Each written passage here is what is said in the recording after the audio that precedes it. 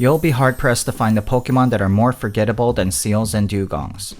Some may falsely claim that these Pokemon are their favorites, but they're only kidding themselves. They're nobody's favorite, and they know it. They thrive on it. In fact, they actually depend on it. They prefer to live outside the public conscience because it means that there's less chance of being captured by children. And thanks to their bland nature, they've been able to thrive away from prying eyes. They live on icebergs in frigid ocean waters, which means that trainers have to make a lot of preparations just to capture them. You'll have to rent a ship and hire a crew to man the ship because there are no available ships or planes that'll take you that far into the Arctic. Then you have to hire a guide to take you around so you don't get lost and die from hypothermia. We're looking at a huge investment just to look at these boring, yawn-inducing water dogs. So most trainers rightfully refuse to do so, but leaving these creatures alone has led to a population explosion. The Arctic was just blanketed by seals and dugongs, and it was having a devastating effect on the ecosystem. They were devouring all the local wishy-washies and pushing them near extinction, meaning all the other ice-type Pokemon in the region that depended on their diet of wishy-washies also faced starvation. Without any intervention, this domino effect would echo all across the globe.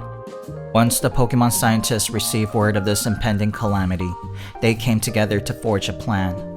Initially, they had no clue how to proceed because they severely lacked any information regarding the seals. Most of the entries they've put together for this Pokemon were half-baked and mostly fiction. Nobody really wanted to study these creatures because they were incredibly boring. So they just made up a bunch of facts and moved on to more interesting subjects.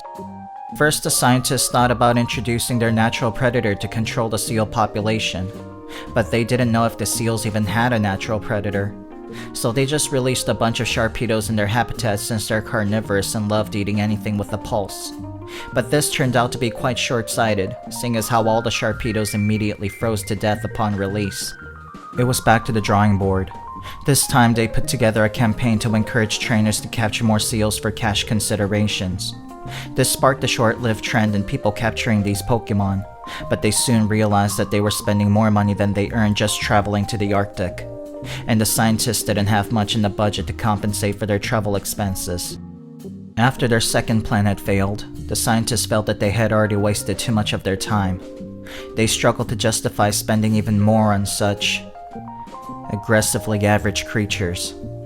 So they each took up arms and headed out to take care of the problem themselves, once and for all.